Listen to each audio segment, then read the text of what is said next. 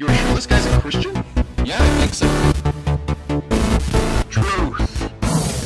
What is going on, everybody? It is Friday. My name is Cody. Jesus loves you, and that's kind of what I want to talk about today. Because today I am going to paraphrase a story that Jesus told. It comes from the book of Luke, chapter 15, verses 11 through 32, and I'm going to leave that in the description if you want to check it out. And when Jesus told this story, he was telling it to tax collectors, which people a lot of as like thieves, and then Pharisees, who were like really religious, but only pretty much for like political reasons. If you're a Christian, you've probably heard this story before. It's called the Prodigal Son. It's probably one of my top 5 favorite stories in the Bible. So the story starts off with this really rich guy and his 2 sons. And the father's younger son comes up to him and says, "Hey, you know how, like, if you were to die, I would get all that inheritance?" And the father's like, "Yeah, you'd get all this land over here you could sell and all this other stuff for money. Why?" And the son was like, "Hey, Dad, well, I mean, you're a great guy and everything, and that's cool, but it'd be really awesome if we pretended you were dead, and that would mean that I would get my inheritance." And I mean, that sounds low in our society, but in their society, everything was community-based, so everybody knew everything.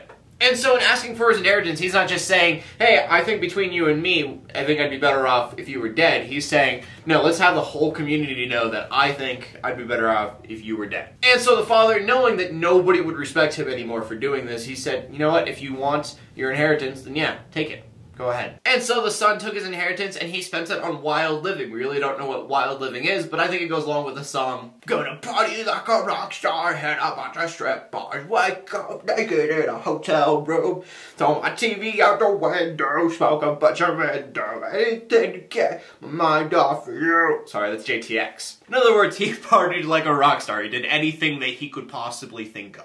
Well, in the town that he had left to, there was a great famine, and so he became broke. Which totally makes sense, because if you're doing nothing but gambling, drinking, and partying all day, you're going to be broke sooner or later. And so he became homeless, and sooner or later he finally found a job feeding pigs. And when I say that, pigs, it's a Jewish community that think that pigs are disgusting. So if you're feeding pigs, you're like at the lowest of the low, doing the worst job possible. What ends up being worse though is like that job's not paying enough to like feed him, so he ends up eating the pigs' food with them. And I don't mean like half a banana out of the dumpster, he's finding like dog food in that dumpster and going, "Oh, this is gonna be awesome." But the younger son's a smart kid and he figures something out. He goes, "Hey, the slaves at my father's house, the servants, they live better than what I'm living right now." He says, "I could never be that man's son again. I have done way too much to ever be that man's son. But if I beg and I get down on my knees, maybe he'll give me just a little bit, just enough mercy to possibly be his slave." And so he slowly starts to walk home, probably reciting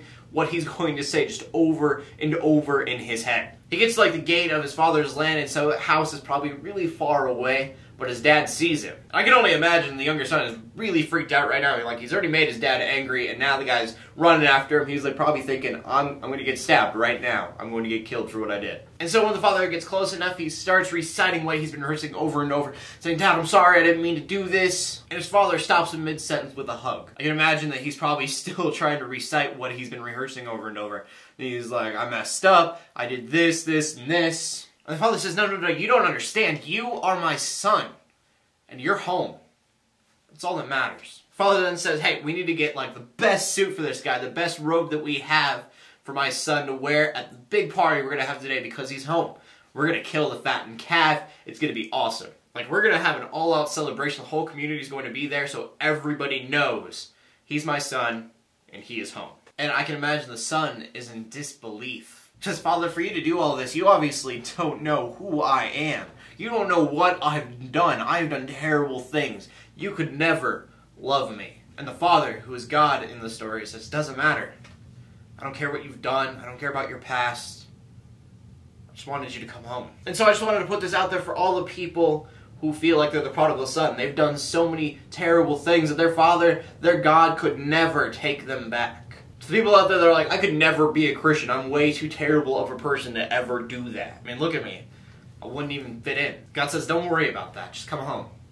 We'll have a party for you." And if that doesn't relate to you, I said at the beginning of the story that there were 2 sons. And so if you don't relate to the prodigal son, maybe you'll relate to the other one. The father's at this party where you can hear the dancing from the outside, and he says, "Where's my other son?" Somebody tells him he's out in that field, still working. I don't know why. We told him to come in and hang out, but he won't do it. They're like, "You know how he is. He just, all rules with him, never has any fun." And so the father leaves the party, and he goes and finds his other son, and he says, "Son, why aren't you at the party? Your bro's home." And this son says, "I have lived for you my entire life. You have never given me that party. Father looks at him for a minute and he's like, what are you talking about? All of this is yours. And the father says, no, come on. This is as much your party as it is his. Let's go. So, again, I just want to reiterate, if you feel like there is no way you could ever be a Christian because your life is just way too messed up to be a Christian, you wouldn't fit in with that crowd, God just wants you to come home. You don't have to fit that Christian mold to be a Christian. God's going to give you his best robe. You're going to go to that party and you're going to have an amazing, amazing time. So I end there. I'm going to be doing something similar to this every Friday. Please leave a comment in the comment section below to let me know your guys' thoughts on it. My name is Cody Armour, and in closing, let the haters hate, let the Christians pray, and to everybody like, subscribe. See you later, and God bless.